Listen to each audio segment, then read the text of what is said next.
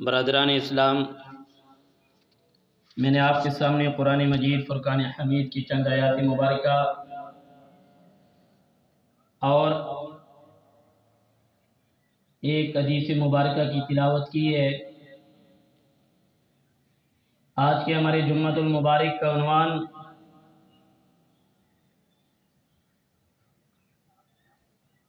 سیرت سیدنا حضرت فاطمہ الزہراء رضی اللہ تعالی عنہا ہے، جو جناب رسول اللہ صلی اللہ علیہ وآلہ وسلم کی لاڈلی صاحبزادی ہیں اور سب سے چھوٹی بیٹی حضرت فاطمہ الزہراء رضی اللہ تعالی عنہا ہیں۔ جناب امام الانبیاء سرکار دو عالم صلی اللہ علیہ وآلہ وسلم کی جتنی بھی اولاد ہوئی ہے وہ ساری کی ساری حضرت خدیجہ الکبریٰ رضی اللہ تعالی عنہا سے، اور ایک بچہ جو ہے وہ آپ کی حضرت ماریہ قبطیہ کے ہاتھ سے پیدا ہوا۔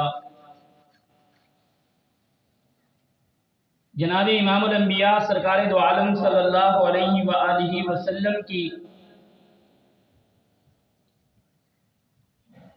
اولاد میں 4 بیٹیاں اور بعض کے نزدیک 3 بچے ہیں، بعض کے نزدیک 2، بعض کے نزدیک 4، واللہ اعلم۔ اس میں سیرت نگاروں کا اختلاف ہے،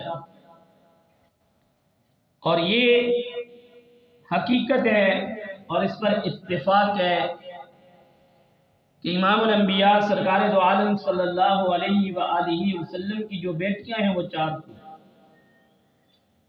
اور قرآن کریم فرقان حمید بھی اس پر دلالت کرتا ہے۔ یا ایھا النبی قل لازواجک و بناتک، اے نبی آپ فرما دیجئے اپنی ازواج اور اپنی بنات، اپنی بیٹیوں کو، اگر رسول اللہ کی ایک بیٹی ہوتی تو قرآن کبھی جمع کا صیغہ نہ لگاتا، بلکہ وہ بناتی کا نہ بولتا، بنتن بولتا، بنت بیٹی کو کہتے ہیں، تو وہ بناتی کا کہا تو اس سے یہ بات سمجھ میں آئی کہ حضور کی ایک بیٹی نہیں بلکہ 4 بیٹیاں تھیں۔ ان میں سے آپ کی سب سے زیادہ لاڈلی چہیتی بیٹی اور سب سے چھوٹی بیٹی حضرت فاطمہ الزہراء رضی اللہ تعالی عنہ ہے۔ آپ کے متعلق بعض روایتوں میں آتا ہے جب امام الانبیاء سرکار دو عالم صلی اللہ علیہ وآلہ وسلم کی عمر مبارک 35 سال کی تھی تو حضرت فاطمہ الزہراء رضی اللہ تعالیٰ عنہ کی ولادت ہوئی، اور بعض کے نزدیک آپ کی عمر مبارک 41 سال ہجرت کے دوسرے سال، نبوت کے دوسرے سال آپ کی ولادت ہوئی۔ آپ کا نام فاطمہ ہے اور آپ کے جو لقب ہیں وہ زہرا اور بطول ہیں۔ آپ کے متعلق علماء نے لکھا ہے کہ آپ کا اٹھنا بیٹھنا چال چلن وہ جناب امام الانبیاء سرکار دو عالم صلی اللہ علیہ وآلہ وسلم کے بہت زیادہ مشابہ تھا۔ ترمذی شریف کے اندر روایت حضرت عائشہ صدیقہ رضی اللہ تعالیٰ عنہ فرماتی ہیں کہ نبی کریم صلی اللہ علیہ وآلہ وسلم کے سب سے زیادہ قریب 4 ڈال میں آپ کی بیٹی حضرت فاطمہ الزہراء رضی اللہ تعالیٰ عنہ تھی۔ بچپن کا زمانہ تھا حضرت فاطمہ الزہراء رضی اللہ تعالیٰ عنہ کا، آپ چھوٹی سی بچی تھی۔ کسی نے آ کر کے آپ کو خبر دی کہ مشرکین مکہ نے آپ کے والد امام الانبیاء سرکار دو عالم صلی اللہ علیہ وآلہ وسلم کو نماز کی حالت میں ان کے سر کے اوپر گردن مبارک پر اوجری، اونٹ کی اوجری پھینک دی ہے۔ تو آپ بچی تھی، دوڑتی ہوئی آئی اور آ کر کے کسی طریقے پر اس اوجری کو پھینکا اوپر سے، اور ان مشرکین مکہ کو سخت ملامت کیا۔ جب امام الانبیاء سرکار دو عالم صلی اللہ علیہ وآلہ وسلم نماز سے فارغ ہو چکے تو آپ نے وہاں پر ان مشرکین مکہ کے لیے بد دعا کی۔ روایتوں میں آتا ہے کہ حضور نے جن جن کا نام لے کر بد دعا کی تھی وہ سارے کے سارے جنگ بدر میں مارے گئے تھے، ہلاک ہو چکے تھے، اور آج تک وہ عبرت کے نشان بنے ہوئے ہیں جن کے متعلق رسول اللہ صلی اللہ علیہ وآلہ وسلم نے بد دعا کی تھی۔ اور اس کے بعد جب امام الانبیاء سرکار دو عالم صلی اللہ علیہ وآلہ وسلم ہجرت فرما کر مدینہ طیبہ میں تشریف فرما ہوئے تو آپ کے اہل اور عیال یہ مکہ میں تھے۔ تو جس وقت حضور علیہ السلام نے آ کر کے مدینہ طیبہ میں اپنے جگہ اپنا قیام اس سے ہی کر لیا تو آپ نے اپنے اہل و عیال کو مکہ سے مدینہ طیبہ بلانے کے لیے زید بن حارث اور حضرت ابو رافع رضی اللہ عنہما کو 500 درہم اور 2 سواریاں دے کر کے بھیج دیا کہ آپ جا کر کے وہاں سے میرے اہل و عیال کو لے آؤ، اور ساتھ حضرت سیدنا صدیق اکبر رضی اللہ تعالیٰ عنہ بھی، کیونکہ وہ بھی اس وقت نبی کریم صلی اللہ علیہ وآلہ وسلم کے ساتھ رات کے وقت نکل آئے تھے ہجرت کر کے، ان کے اہل و عیال بھی وہاں پر تھے۔ تو آپ نے بھی اپنے خادم کو ان کے ساتھ بھیجا، درہم دینار دیے، سواریاں دی کہ آپ جا کر میرے اہل و عیال کو بھی وہاں سے لے کر کے آ جاؤ۔ یہ جو لوگ ان کو لینے کے لیے گئے، انہوں نے حضور اکرم صلی اللہ علیہ وآلہ وسلم کے حکم کے مطابق، سیدنا صدیق اکبر رضی اللہ تعالیٰ عنہ کے حکم کے مطابق ان کے اہل و عیال کو لیا، اور یہ پورے کا پورا ایک قافلہ بن کے مکہ سے مدینہ طیبہ میں حاضر ہو گیا۔ اس کے بعد جناب حضرت سیدنا فاطمہ الزہرا رضی اللہ تعالیٰ عنہ کے بہت سارے واقعات ہیں، جن میں سے ایک واقعہ، ایک مرتبہ امام الانبیاء سرکار دو عالم صلی اللہ علیہ وآلہ وسلم گھر میں تشریف فرما ہوئے تو دیکھا آپ کی صاحبزادی حضرت فاطمہ الزہرا رضی اللہ تعالیٰ عنہ روٹیاں بنا رہی تھی۔ حضور نے فرمایا، میری بیٹی مجھے بھی آٹا دو، میں بھی بنانا چاہتا ہوں۔ تو حضرت فاطمہ الزہرا رضی اللہ تعالیٰ عنہ نے آٹا دیا، حضور نے ایک روٹی بنائی اور فرمایا فاطمہ اس کو تندور میں لگا دو۔ حضرت فاطمہ الزہرا رضی اللہ تعالیٰ عنہ نے اس کو تندور میں لگا دیا، کافی ٹائم گزرا، وہ روٹی پکی نہیں۔ تو وہ حضرت فاطمہ الزہرا رضی اللہ تعالیٰ عنہ حضور کے پاس آئیں اور فرمایا باقی روٹیاں تو پک چکی ہیں، لیکن یہ ایک روٹی جس کو آپ نے ہاتھ لگایا تھا وہ روٹی پکی نہیں ہے۔ حضور علیہ السلام نے فرمایا فاطمہ، جس چیز کو میرا ہاتھ لگ جائے اس کو آگ کچھ بھی نہیں کہہ سکتی، آگ اس کو جلا نہیں سکتی۔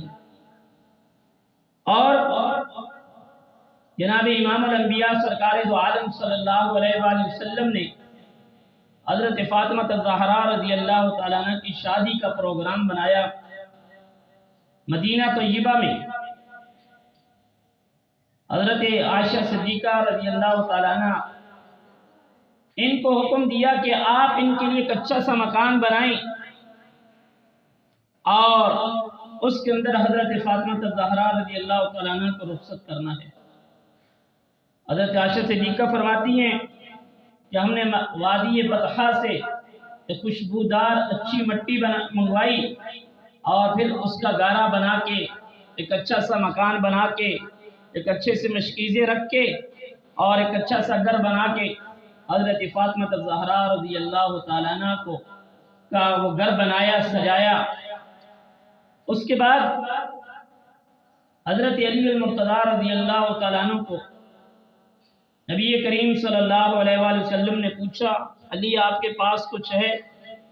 فرمایا اللہ کے نبی میرے پاس تو کچھ بھی نہیں ہے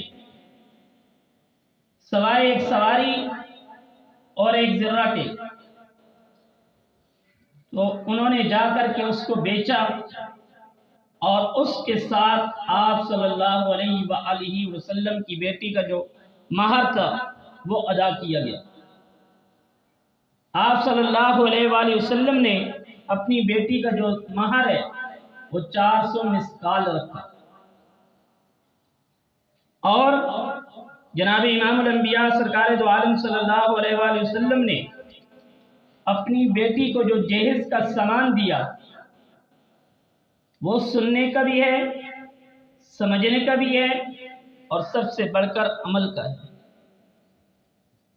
ہمارے ہاں شادیوں میں جو آج خرافات اور نہ جانے کیا سے کیا کچھ ہو رہا ہے، یہ نبی کی سنت نہیں ہے۔ نبی کی سنت کیا ہے؟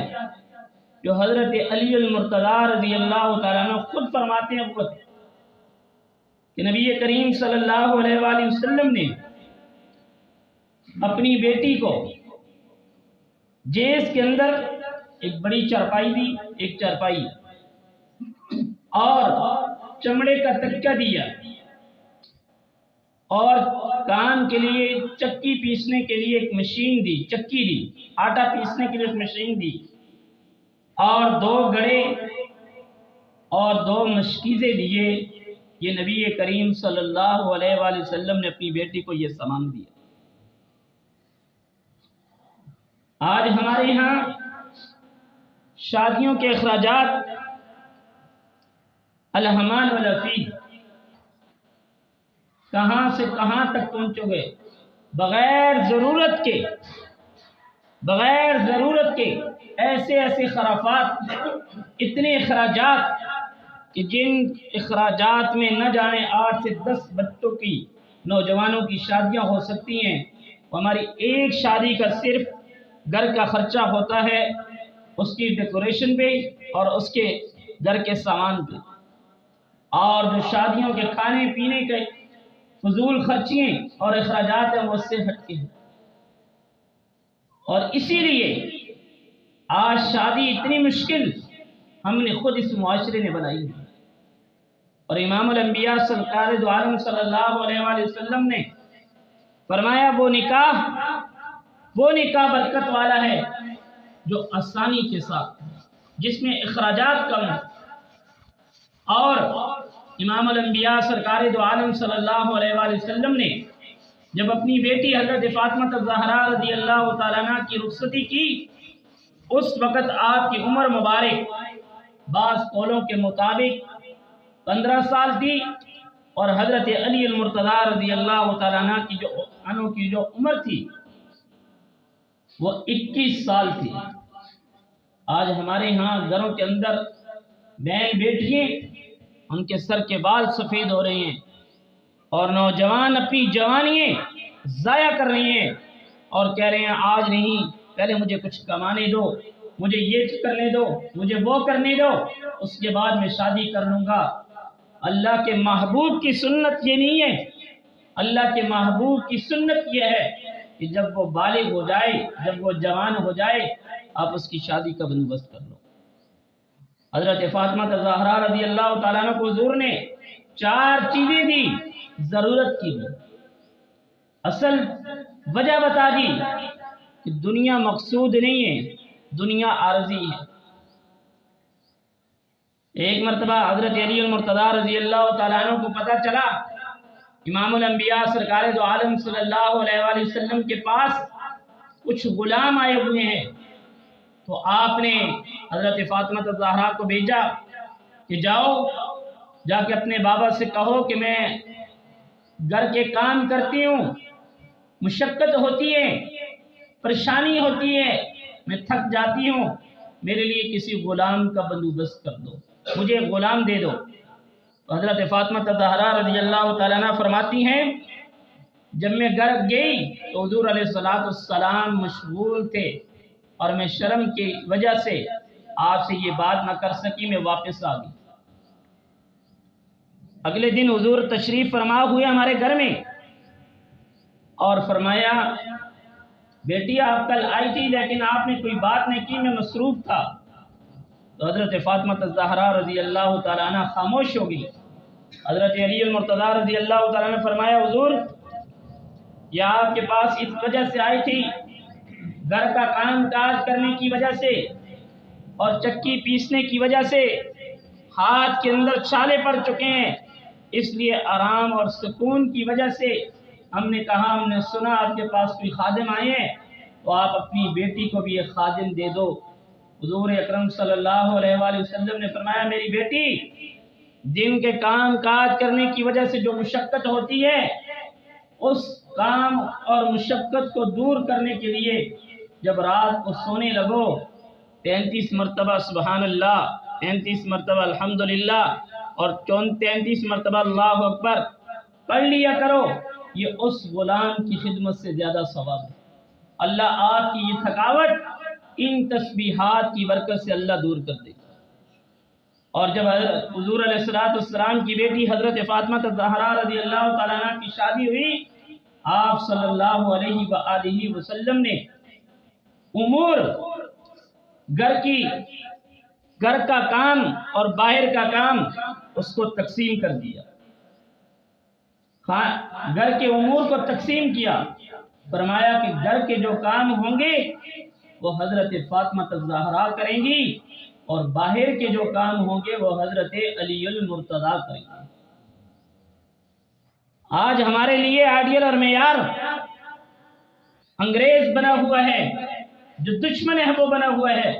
हुज़ूर अलैहिस्सलाम की सीरत पढ़ो। आज हमारी माएँ बहनें घरों में जाके, बाहर जाके, होटलों में, रेस्टोरेंट पे दूसरों के आगे काम करने को फख्र समझती हैं। उन्हीं के सामने अपने शोहर की इज्जत करते हुए उनके ऊपर क्या गुजरती है, अपने ससुर की, अपने ससुराल की खिदमत करते हुए उनको कोफ चढ़ती है। यही वजह है कि मुआशरा बिगाड़ की तरफ जा रहा है। हुज़ूर अलैहिस्सलाम ने अपनी बेटी की रुखसती के मौके पर फरमाया कि घर के काम वो हज़रत फ़ातिमा ज़हरा करेंगी और बाहर के काम जो हैं वो हज़रत अली मुर्तज़ा रज़ियल्लाहु तआला अन्हु करेंगे। हज़रत फ़ातिमा ज़हरा रज़ियल्लाहु तआला अन्हा कुरान की कसरत के साथ तिलावत करने वाली, नमाज रोजे की पाबंद थी, इतनी ज़्यादा तिलावत, इतनी ज़्यादा इबादत करती थी।